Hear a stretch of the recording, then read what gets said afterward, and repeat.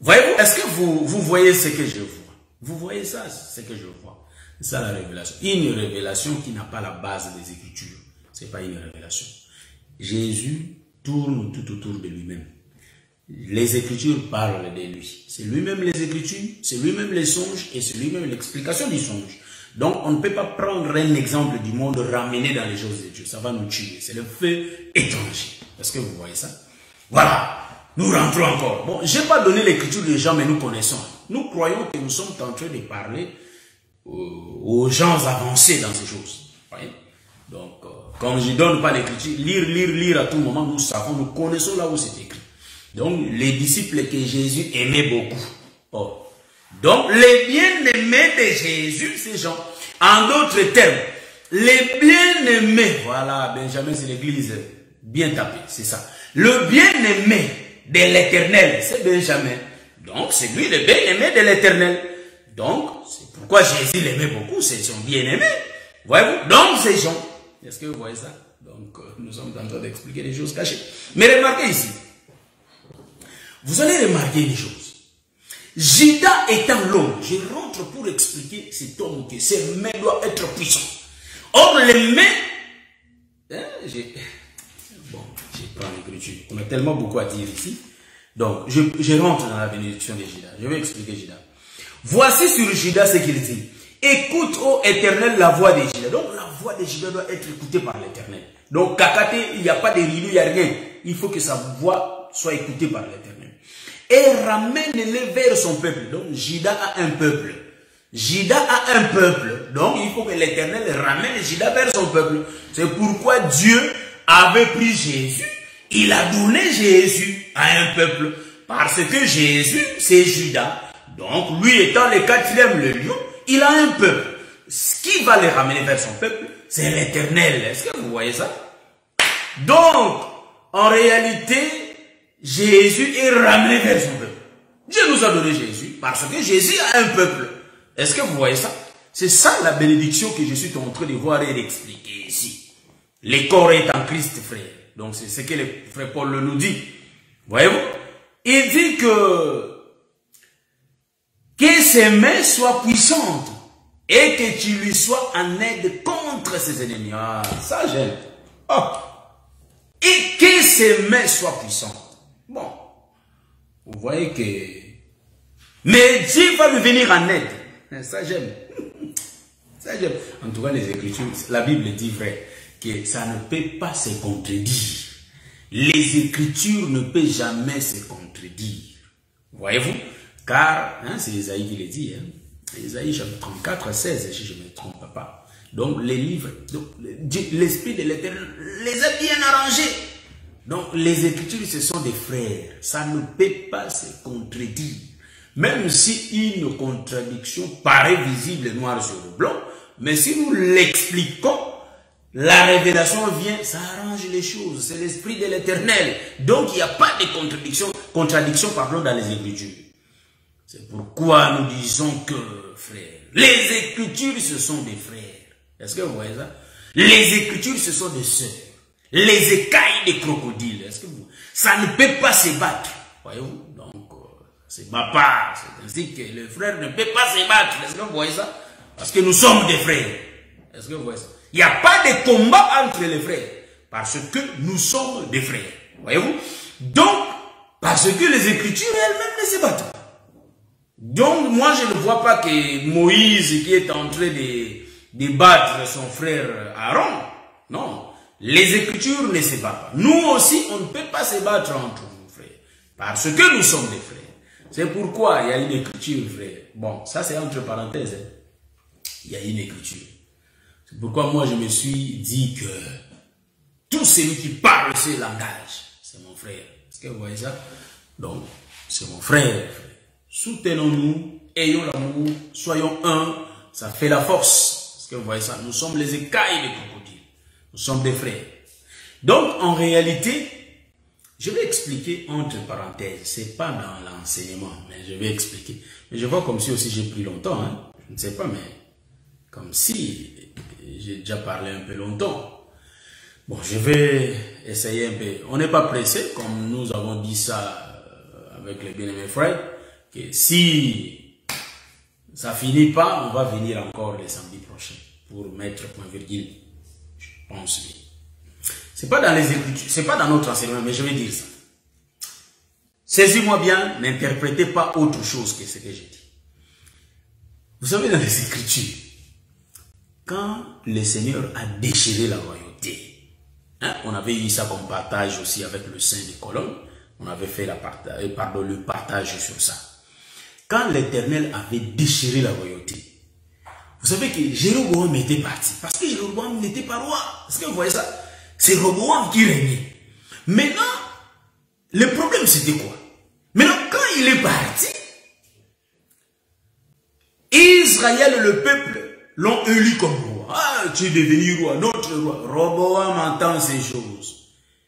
Il appelle le peuple, les veillants hommes. Donc, les veillants hommes, il les appelle. Venez, réunissons-nous. Nous allons aller combattre Israël. Donc, les deux tribus vont aller combattre les 10. Est-ce que vous voyez ça? Pas ils se préparent en guerre, ils se mettent, les hommes de guerre, ils sont là. Ils vont partir combattre leurs frères. Directement, il y a l'homme de Dieu, Shemeja, il descend. Il dit à Roboam, il ne faut pas aller combattre vos frères, ce sont vos frères. La chose est venue de moi-même. Rentrez dans vos maisons. Donc, qu'est-ce que les hommes ont fait? Donc, la parole de l'Éternel était venue par Shemeja. Le prophète de Shemeja, le sacrificateur, il vient dire les choses. Il vient dire que la chose est venue de l'Éternel. Donc, le déchirement était venu de l'Éternel lui-même. Donc, il ne peut pas se battre. Ce sont des frères. C'est pourquoi nous aussi, regardons les Écritures. Les Écritures ne se battent pas. Nous sommes les livres de l'Éternel, écrits du dedans et du dehors. Donc nous sommes aussi les Écritures, c'est-à-dire nous sommes les hommes, les livres, mais il y a les Écritures sur nous. On ne peut pas se battre, est-ce que vous voyez ça? Donc voilà pourquoi, si la chose vient de l'Éternel, on rentre chacun dans sa maison. Il n'y a pas la guerre, il n'y a rien. Nous rentrons dans l'enseignement, frère. Donc en réalité, en rentrant dans l'enseignement, c'est là où nous disons, frère, que Judas, je suis en train de parler de Judas. Judas, il faut que l'Éternel rende ses mains puissantes. En réalité, quand on parle de main, en réalité, on est en train de parler de la bouche. Parce que le main et la bouche parlent de la même chose. Donc, en réalité, la bouche explique la parole. Il y a la voix, il y a le langage de Dieu qui sort de la bouche. Il y a la parole qui sort. Donc, la pluie qui sort du ciel, qui tombe du ciel, c'est la parole. Donc, c'est le Fils qui tombe du ciel. Nous disons que le main, le doigt de l'Éternel, en réalité, le main de l'Éternel. Le main de Judas, c'est le main. Donc, le main de Judas sont puissantes. La parole de Judas doit être puissante. Bon, on va expliquer Judas étant l'homme. Donc, nous disons que Judas a un peuple. Donc, c'est lui qui conduit le peuple. Donc, c'est lui qui est l'homme. Prenons maintenant l'Écriture pour décortiquer que Judas, en réalité, c'est lui le roi, c'est lui l'homme, et sa parole est puissante. Est puissante, pardon. Sa parole est puissante. Je vais prendre l'Écriture, mais en prenant l'Écriture, il faut que je mette mes lunettes pour essayer un peu d'expliquer. Ah, j'aime les Écritures, frère. Je prends le livre de Genèse, chapitre 40. Hein? Je vais chercher, frère. Supportez-moi. Supportez-moi, mes bien-aimés. Excusez-moi et supportez-moi. Genèse 40, ça, je vais chercher ça. Aïe, aïe. Bon. Bon. Je vais expliquer quand le frère de Joseph était parti vers Joseph. Ça, je vais expliquer. Je crois qu'on va faire une chute libre, on va le continuer après. Joseph leur dit, donc Genèse chapitre 42, nous connaissons l'histoire. Je crois que nous parlons aux adultes, nous connaissons l'histoire. Genèse 42, le verset 14, en descendant, donc je descends. Joseph leur dit, je viens de vous le dire, vous êtes des espions. Voici comment vous serez éprouvés. Voici comment vous serez éprouvés. Par la vie des pharaons. vous ne sortirez point d'ici que votre jeune frère ne soit venu. Envoyez l'un de vous pour chercher votre frère, et vous restez prisonniers. Vos paroles seront éprouvées, et je saurai si la vérité est chez vous. Sinon, par la vie de Pharaon, vous êtes des espions. Verset 17. Et il les mit ensemble 3 jours en prison. Il les mit, donc, cet homme de Joseph, il a réuni tous ses frères, il les a mis en prison. 3 jours. Je vois déjà des choses à expliquer ici, mais que les Seigneur nous fassent grâce. Et il les mit ensemble 3 jours en prison. Le 3e jour, Joseph leur dit, donc cet homme de Joseph revient encore, le 3e jour. Il dit, le 3e jour, verset 18. Le 3e jour, Joseph leur dit, faites ceci et vous vivrez. J'ai craint Dieu. Verset 19. Si vous êtes sincères, que l'un de vos frères reste enfermé dans votre prison et vous partez emporter du blé pour nourrir vos familles. Et amenez-moi votre jeune frère, afin que vos paroles soient éprouvées et que vous ne mouriez point. Bon, et ils le firent ainsi. Bon, Genèse 43, bon, 44, 23, ça explique d'autres choses. Je vais voir rapidement. Je suis en train de lire avec vous. Bon, voilà. Donc, mais en réalité, vous allez remarquer, ils étaient montés. Voilà. Je descends. Et ils dirent alors l'un à l'autre, oui, nous avons été coupables envers notre frère. Je descends. Hein. Ils se dirent l'un à l'autre, oui, nous avons été coupables envers notre frère, car nous avons vu l'angoisse de son âme quand il nous demandait grâce et nous l'avons point écouté. C'est pour cela que cette affliction nous arrive. Ruben prenait la parole, leur dit, ne vous disais-je pas, ne commettez point un crime envers cet enfant, mais vous n'avez point écouté, et voici son sang est redemandé. Frère, amen. Je dis amen. Et je laisse, on va descendre ici. Nous allons monter un peu et puis on va redescendre. Ah, mes frères. La lecture noire sur blanc, j'ai lu beaucoup parce que nous avons notre temps. J'ai lu beaucoup. Mais mes bien-aimés, ce que je vais dire ici. Joseph leur demandait grâce quand ils voulaient lui faire du mal. Ils n'ont pas entendu. Mais la chose venait de l'Éternel, ça on connaît la prophétie. Mais, et ils n'ont pas entendu. Regarde ce qui confesse les enfants de Jacob. Il dit que, voyez-vous, le mal qu'on a fait, et c'est ce qui nous est redemandé. Donc, en d'autres termes, l'âme de leur frère crie. C'est ce qu'ils ont dit ici. Donc, quand notre frère demandait grâce, on ne lui a pas fait grâce. Voyez-vous, on lui a fait du mal. Et maintenant, voici, voilà. Il y a son sang qui est réclamé. Voyez? Donc, quelque part, quand nous marchons sous le soleil, il est inutile de faire du mal. Ne faut jamais faire du mal aux gens. Vivons pieusement. Et il croit ça. La chose croyante s'est passée, mais bien après, la chose est réclamée. Voyez-vous? Ça, c'était une portion de l'exhortation. Maintenant, je vais expliquer. J'ai vu des choses à expliquer là-bas. Bon, remarquez. Judas est un homme. Voyez? Joseph prend ses frères. Il les met en prison pendant 3 jours. Parce que leur frère avait dit qu'ils ont un autre frère. Mais lui, il faut qu'il prouve si la chose est vraie. Et il savait ça. Donc, en réalité, ici, je vais tourner. Ah, il y a beaucoup de révélations. Ça me vient vraiment, ça me vient. Bon, que le Seigneur nous soutienne.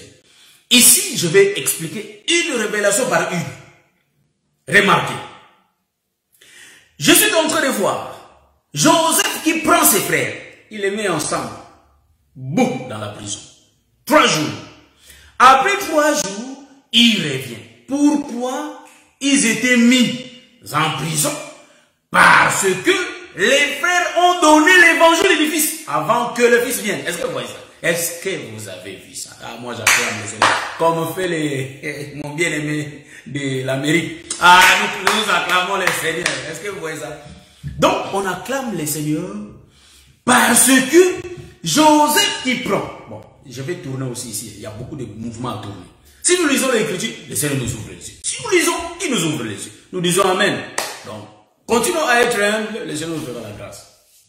Bon, nous voyons ici, Joseph prend ses frères. Donc, il prend ses frères. En d'autres termes, il prend les 10 frères. Bah! En prison. Boum! Il le met en prison. Voilà.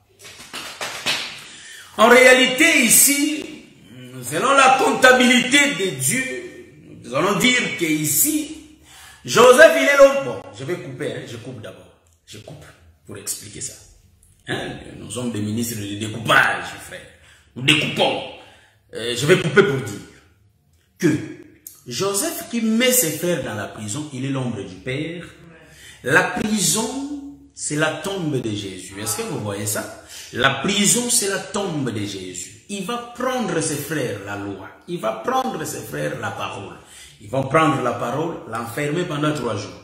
Donc, parce que la parole a parlé avant, mais il faut que la vérité soit attestée. Donc, en réalité, après 3 jours, la parole va ressusciter. Mais il faut que les frères annoncés viennent. Bon, il y a 2 mouvements à faire là. Bon. Quand le frère de Joseph parle de leur frère Benjamin, ils sont l'ombre des prophètes de l'Ancienne Alliance. Tous les prophètes de l'Ancienne Alliance, ils étaient 10 à parler de leur frère. Nous avons aussi un autre frère. En tout cas, Joseph est intéressé de voir le frère. Voyez-vous? Ici, c'est l'ombre de Jésus qui parlait du Père. Est-ce que vous voyez? Il parle du Père. L'ombre de Joseph ici, c'est Nathanaël qui dit, mais montre-nous le Père et cela nous suffit. Donc Joseph ici prend la tournure d'être Nathanaël, parce que Nathanaël entendait Jésus leur parler du Père. Voilà pourquoi Nathanaël dit, montre-nous le Père et cela nous suffit. Donc Joseph avait besoin de voir Benjamin leur frère. Est-ce que vous voyez ça? Il dit que, mais pour que la vérité soit attestée, il faut que votre frère vienne. Donc le prophète qui était venu avant Jésus, ils étaient au nombre de 10. Ça représentait Moïse qui leur parlait du Père, qui leur parlait de Dieu. C'est Dieu qui m'a envoyé, il leur parlait de Dieu. Mais remarquez, tous les prophètes qui ont venu avant Jésus, il leur annonçait qu'il y a un autre frère qui est resté, mais lui, il va venir. C'est pourquoi Jean-Baptiste, quand il va venir, c'est lui l'ombre des frères de Joseph, le prophète de Jean-Baptiste. Quand il va venir, il va dire que moi je vous baptise d'eau. Ils ont parlé d'abord, nous ne sommes pas des espions, nous sommes comme ça, mais nous avons un autre frère. Nous avons encore un autre frère, mais il est resté auprès du Père. Ah, ça nous aimons, frère. On va beaucoup tourner ici. On va beaucoup virguler. Donc, nous voyons qu'il ne faut pas seulement voir une écriture dans un seul aspect. Non. Jésus, nous prêchons la tunique de Joseph, qui a plusieurs couleurs. Dans les Écritures, il y a beaucoup de couleurs. C'est pourquoi nous disons que dans l'évangile éternel, évangile de Christ, nous ne disons pas que tout est Yakaboy. Non, parce que ça, c'est la révélation donnée à toi. Mais aux autres, il y a aussi une autre couleur. C'est ainsi qu'une seule écriture, en réalité, peut dégager plusieurs ombres. Est-ce que vous voyez ça? C'est là où nous disons que quand les frères de Joseph parlaient de leur frère Benjamin qui était resté auprès du Père, nous disons que ces frères-là qui parlaient, ils étaient au nombre de 10. Or, les chiffres 10 représentent Moïse, frère. C'était la loi. Moïse qui leur parlait de Dieu qui les avait envoyés. Est-ce que vous voyez ce que je suis en train de dire? Donc, ça, c'est l'aspect que nous avons pris. Hein? Vous voyez? Donc, c'est ça. Maintenant, ici, vous allez remarquer, quand Joseph le prend, il le prend, il le met en prison. En d'autres termes, c'est Jésus lui-même. Bon, je vais tourner. Le frère de Joseph, je prends une écriture qui dit que 1000 ans est égal à un jour, parvis, je prends Pierre, je prends Psaume. Hein, donc le chiffre 10 peut signifier une seule personne. Je vais tourner pour donner l'explication. Ici, je suis tenté de voir. Joseph prend ses frères, il le met en prison pendant 3 jours. Les frères de Joseph disent la forme une seule personne. Le chiffre 10 est égal à 1. Donc 1, hein, par rapport aux écritures, frère, on ne parle pas n'importe comment, mais il y a des écritures, des témoins là. Pour que la chose soit acceptée en Israël, il faut la déposition de 2 ou 3 témoins. J'ai donné le livre de Psaume, j'ai donné le témoin de Pierre. Voyez-vous? Donc, un jour, 1000 ans, on met un jour d'antiparvis, il dit que le frère Pierre aussi l'a dit. Donc, bon, je crois qu'il faut que je cherche l'écriture de notre bien-aimé le frère Pierre. Bien-aimé fiston, donne-moi l'écriture pour que je sois un peu vite, parce que moi je vais commencer à chercher. Comme mon prédicateur cherche, donc voilà, je vais chercher l'écriture. Donc, supportez-moi.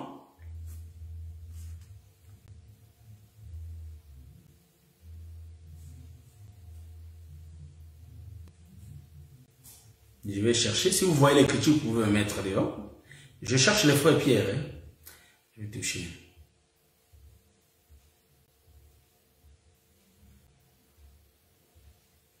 Je vais chercher l'écriture rapidement. Si nous allons voir l'écriture.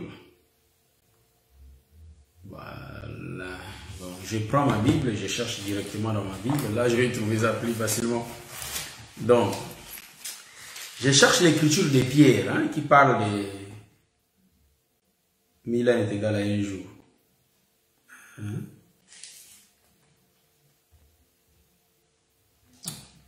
Donc, il n'y a personne qui m'aide avec l'écriture alors.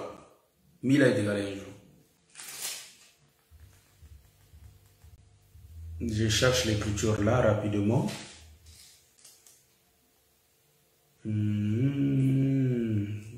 J'ai passé ça, j'avais lu ça. Voilà, je cherche l'écriture. Comme moi je cherche, j'attends que quelqu'un m'écrive ça là-bas, comme ça je vais lire directement. Mais il n'y a personne. Bien aimé frère François, donne-moi l'écriture s'il vous plaît. Donc, ce que le frère Pierre dit. Hein, je crois bien, c'est le frère Pierre qui l'a dit. Si je ne me trompe pas, l'écriture que je suis en train de chercher. Bon, je vais chercher par Google. Google va nous aider. Google nous donne l'écriture parce qu'il y a mes frères qui ne me donnent pas l'écriture. Hein, donc, voilà pour expliquer ça. Bon. Voilà.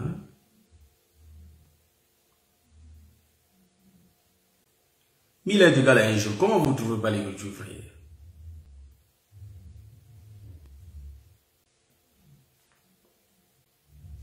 Mille ans.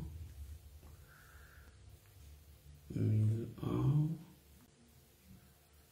Un jour. Voilà. Après, nous allons continuer. Si je ne cherche pas l'écriture, ce ne sera pas bien. 2 Pierre, chapitre 3, le verset 8.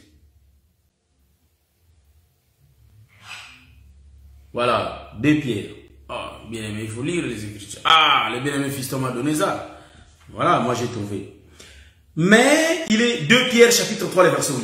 Mais il est une chose, bien aimé, que vous ne devez pas ignorer. C'est que devant le Seigneur, un jour est comme 1000 ans. Et 1000 ans sont comme un jour. C'est l'écriture que j'ai cherchée. Dans les livres de Psaumes aussi, il y en a. Hein, donc, je crois que dans les livres de Psaumes aussi, il y en a. Car 1000 ans sont à tes yeux comme le jour d'hier. Quand il n'est plus et comme il veille de la nuit. Psaume 90, le verset 4. Donc, on a expliqué cela et puis on va continuer pour descendre.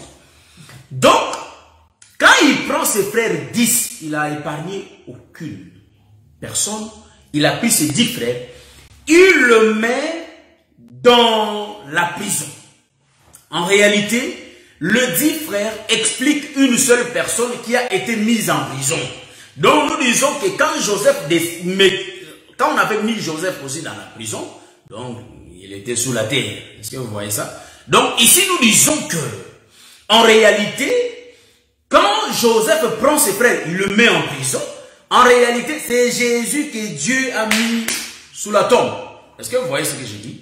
Et puis j'ai une écriture qui dit, la même personne qui a mis ses frères dans la prison, c'est la même personne qui les a retirés de la prison, qui les a fait sortir de la prison. En d'autres termes, c'est Dieu qui a fait que Jésus meure, et c'est lui-même qui a ressuscité Jésus. J'ai l'écriture, frère, qui dit que Dieu a ressuscité Jésus d'entre les morts. J'ai l'écriture. Donc Joseph, il est l'ombre du Père, qui met Jésus. Je ne savais pas que ma soeur Front de Diamé là. Donc, Dieu, c'est lui qui a mis Jésus dans la tombe, et c'est lui qui a fait ressusciter Jésus. C'est Joseph. Est-ce que vous voyez ça? Je fais une tournure pour expliquer qu'en réalité, Judas c'est lui l'homme. Bon, ils vont partir parce que la promesse est que il faut que leur petit frère vienne. Le problème de Joseph, il dit à ses frères, donc là j'ai dit que quand Joseph dit que pour que vos paroles soient éprouvées que vous n'êtes pas des espions, donc vous n'êtes pas le fils de Belzéboul, vous n'êtes pas... Je fais revêtir tout en Christ, hein, parce que j'ai ce langage-là. Vous n'êtes pas le fils de Belzéboul. En réalité, pour que cela soit prouvé, bon, Jésus était mort, il a été ressuscité. Donc, en d'autres termes, nous disons que ce qu'il disait, c'était vrai. C'est pourquoi quand Thomas avait dit que, mais non, Thomas n'allait pas croire. Quand on lui avait dit que Jésus est ressuscité, papa, Jésus était là. Non, il n'a pas accepté. Mais pour que la chose soit confirmée, Jésus était là pour montrer, je suis Jésus dont vous avez crucifié. Voyez-vous? Regardez là. Donc, en réalité, ici, Joseph les fait sortir de la prison. Mais qu'est-ce qu'ils vont faire? Il faut qu'ils montent jusqu'au Père. Est-ce que vous voyez ça? Bon, ça, on peut tourner beaucoup, il y aura beaucoup de routes ici sans cesse.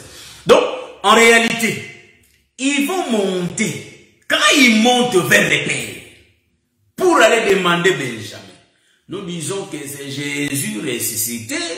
Il faut qu'il monte pour aller demander que le Saint-Esprit descende. Est-ce que vous voyez ça? C'est que je suis en train de voir. Voilà. C'est ça l'évangile éternel qui nous avait fait craquer. Donc, en réalité, le frère de Joseph, l'ombre de Jésus, qui était mort, entré sous la tombe. Donc, il vient, il annonce l'évangile à Joseph. Donc, Joseph, c'est tout un peuple qui reçoit l'évangile, prêché par Jésus. Voyez-vous? Comme un homme, ils parlaient tous. C'est pourquoi la Bible dit qu'ils sont tous réunis comme un seul homme. Donc, tous les prophètes étaient dans Christ. C'est pourquoi quand ils regardaient Jésus, ils pouvaient dire que non, les gens disent que tu es Jérémie. Donc, Jésus était l'ensemble de tous les prophètes. C'était lui qui était là. Les phénomènes. Voyez-vous? Donc, pour connaître Jésus, il faut que tu sois son disciple. Pour distinguer que ça c'est Pierre, ça c'est Jésus, il faut que tu sois son disciple. Si pas, tu n'auras pas l'accès de comprendre que ça c'est Jésus. Parce que Jésus était un phénomène. Est-ce que vous comprenez? Physiquement comme ça, c'est pourquoi celui qui allait lui vendre, ce n'était que son disciple. C'est pourquoi quand on vendait Jésus par Judas Iscariote, il était l'ombre de Delilah qui vendait Samson. Est-ce que vous voyez ça? Donc Delilah, c'est Judas Iscariote qui va vendre Samson. Parce que c'est lui qui connaît les secrets. Donc, en réalité, les véritables Samson, c'est son secret. Hein? Donc, c'est son secret. Est-ce que vous voyez ça? Donc, voilà. 1 dans 10, 10 dans 1. Voilà, nous aimons ça. Donc, remarquez. Joseph, l'ombre du Père, il met dans la prison. C'est vrai. C'est Jésus qui était sous la terre et Jésus va être ressuscité. Mais Jésus ne se limite pas là. Il faut que l'évangile qu'il annonçait, en réalité, il faut que le peuple croit. Or, Joseph change de costume. Il devient le peuple que les frères ont annoncé l'évangile. Est-ce que vous avez vu ça?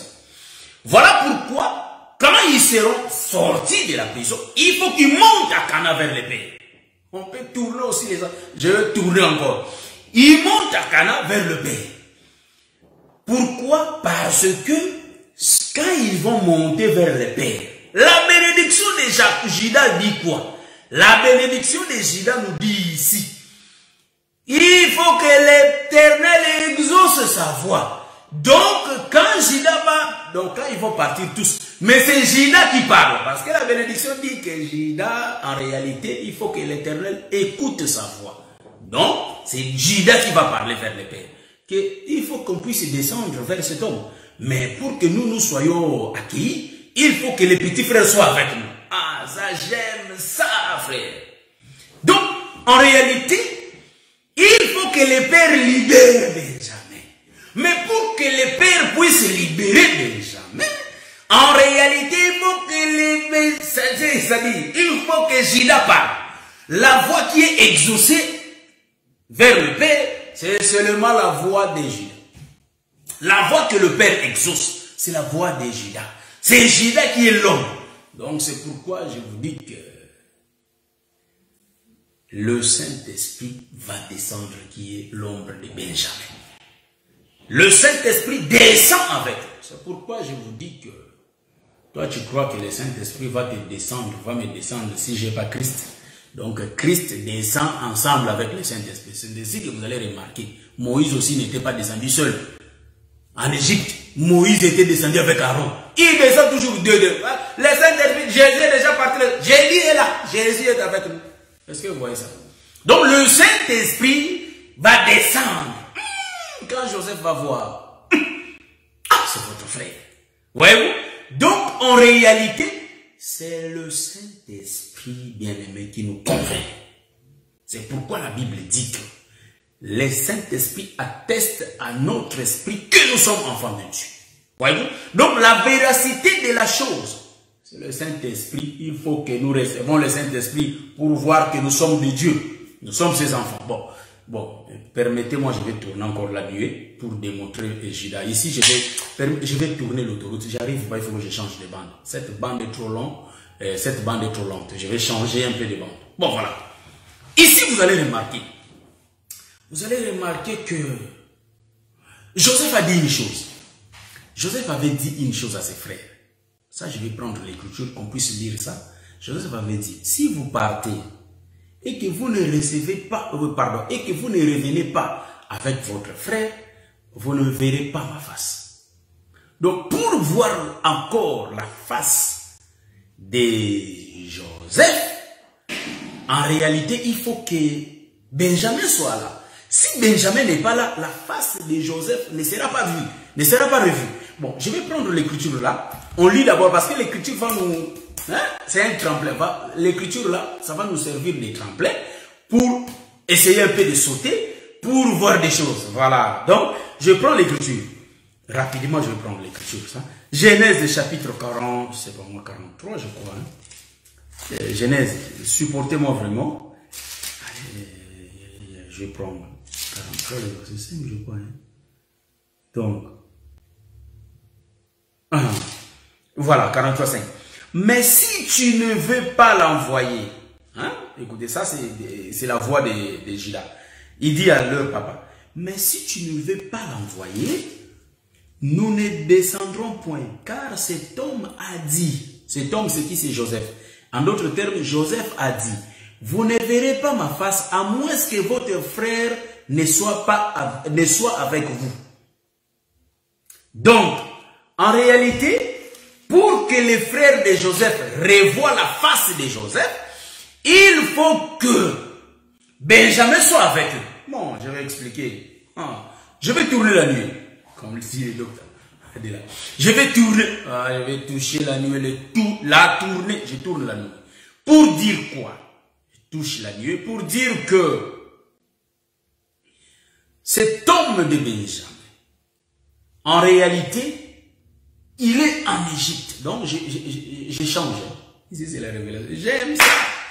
Je salue ma soeur Abigail Safi. Que les Seigneur te bénisse. Je ne savais pas que vous étiez connectés. Donc, nous sommes en train d'expliquer des choses qu'on aime, ma soeur Wani. Voilà.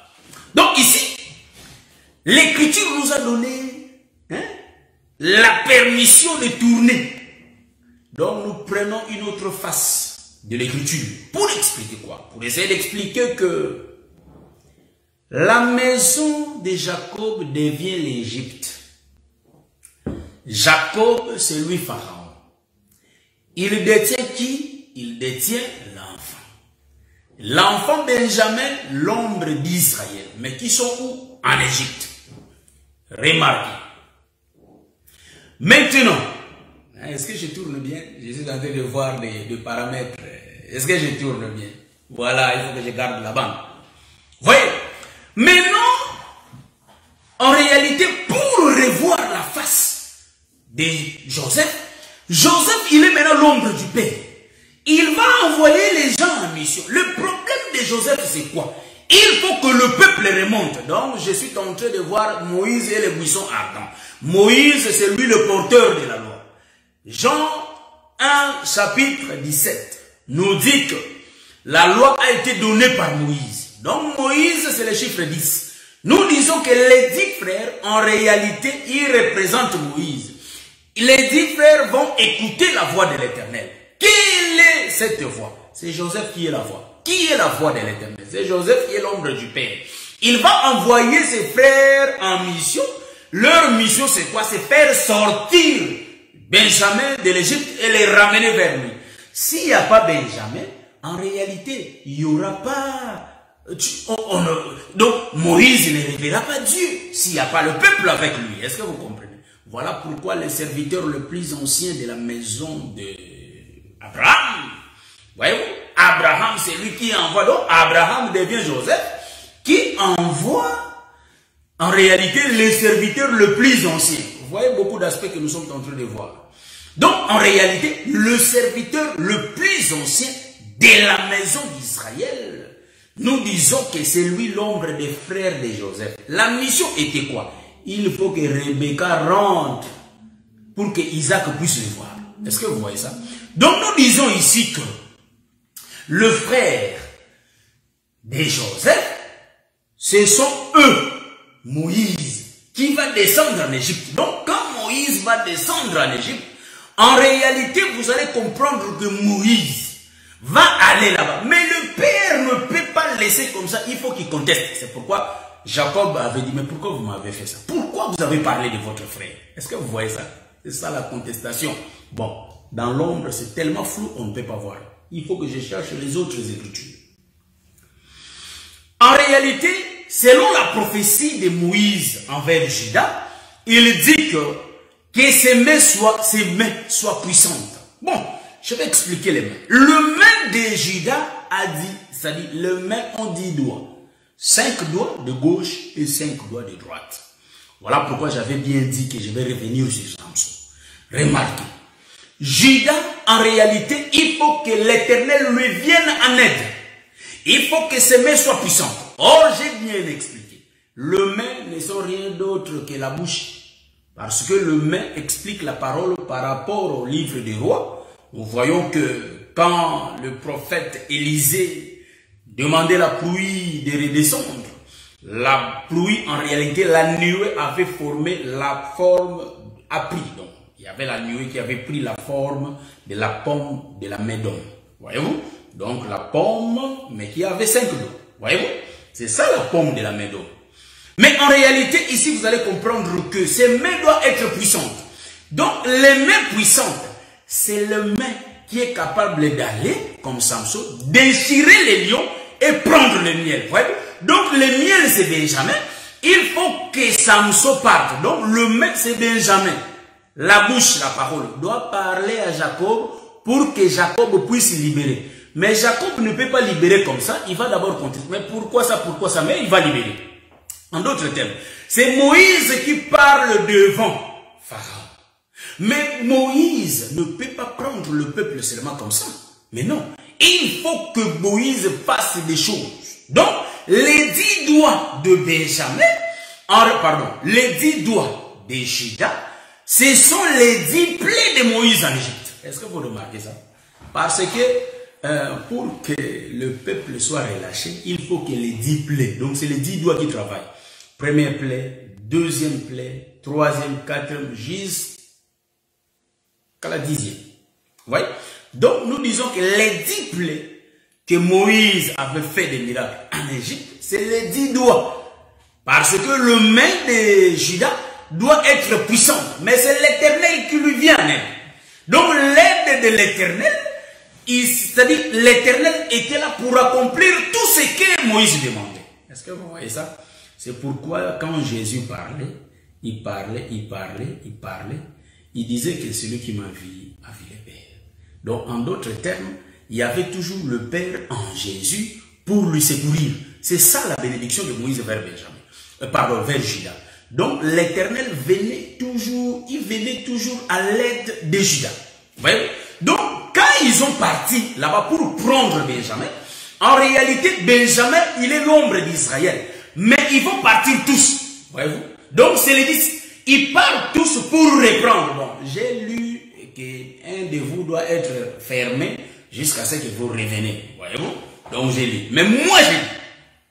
On ne peut pas dire moi j'ai dit. Il faut que l'Écriture nous donne l'autorisation, frère. Ici, il n'y a pas de moi. Est-ce que vous voyez? Mais nous disons que c'était la loi qui était descendue. Et c'était la loi. Donc, Moïse avait écouté le buisson ardent. Il recevait la loi, frère. Il est parti. Il a appliqué la loi. C'est pourquoi il y avait 10 plaies. C'était la loi, frère. Voyez-vous? Donc, il n'y avait que la loi, la parole qui pouvait délivrer le peuple. C'est pourquoi Jésus, quand il vient, lui aussi, il dit, j'abolis pas la loi, mais j'accomplis la loi. Est-ce que vous voyez ça? Donc, en réalité, Judas monte avec ses frères. Mais les frères de Judas n'avaient pas la bouche. C'est pourquoi, vous allez remarquer, quand Jésus parlait, c'était lui, le quatrième, la louange. C'est lui, le véritable Judas qui parlait. Parce que les soldats ont remarqué que jamais un homme n'a parlé comme cet homme. Donc, tous les prophètes tout autour de Jésus, ils n'avaient pas à parler. Ils n'avaient rien à dire. Donc, ils regardaient, c'est lui l'homme excellent qui avait la parole. Donc, c'est lui qui parlait devant lui. Il parle devant Pharaon, c'est lui qui parle. C'est pourquoi vous allez comprendre que Aaron n'a jamais parlé devant Pharaon. Bon, vous allez dire, mais qui interprétait? Mais Aaron ne parlait pas. Celui qui parlait, c'était Moïse. Voyez-vous? Donc, c'est Moïse qui parlait et Aaron interprétait. Bon, pour essayer un peu de couper court. Nous allons dire que Judas va faire le mouvement de prendre l'enfant et de ramener vers Joseph. Pourquoi? Parce que pour revoir la face de Pharaon.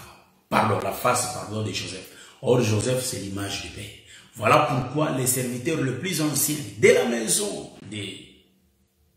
d'Abraham, en réalité, pour revoir le Père, il faut qu'il ramène Rebecca.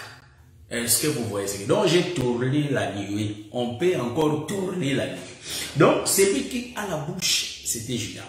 Or, Judas est là pour conduire son fils, son peuple, qui est qui? Qui est Benjamin. Voilà pourquoi nous avons dit que Benjamin, en réalité, c'est la femme de Judas. Judas, c'est lui l'homme qui est la louange. Et la femme est là pour louer l'homme. C'est pourquoi dans la bénédiction de Judas, vous allez remarquer que Judas est là pour que son peuple puisse le louer. Donc le peuple de Judas, c'est nous, frères. Est-ce que vous remarquez? C'est nous. Le peuple est là. C'est nous, Benjamin. On est là pour louer Jésus. Donc, voilà pourquoi un ministre comme nous nous effaçons, mais nous faisons que glorifier le Seigneur Jésus-Christ. Que le Seigneur vous bénisse. Je crois bien, j'ai coupé court pour que nous descendons un peu. Mais je crois que par la grâce de Dieu, nous allons faire la cinquième. Ça vient toujours. Hein, donc nous allons essayer de parler la cinquième partie. On verra par la grâce de Dieu. On sera aussi un peu pris la semaine prochaine, mais par la grâce de Dieu, on aura à voir. Peut-être il y aura la cinquième épisode. S'il n'y a pas la cinquième épisode, nous allons attaquer directement. Qu'est-ce que je vais dire? Nous allons attaquer le roi Ézéchias. Il est l'ombre de Joseph dans la prison. Bon, ça, on va essayer un peu de voir par la grâce de Dieu. Ou soit, on a vraiment des enseignements. Que le Seigneur fasse grâce. Le Seigneur sait ce qu'il va nous donner. Si ça, on met le point virgule. Les samedis prochains, il y a un autre enseignement.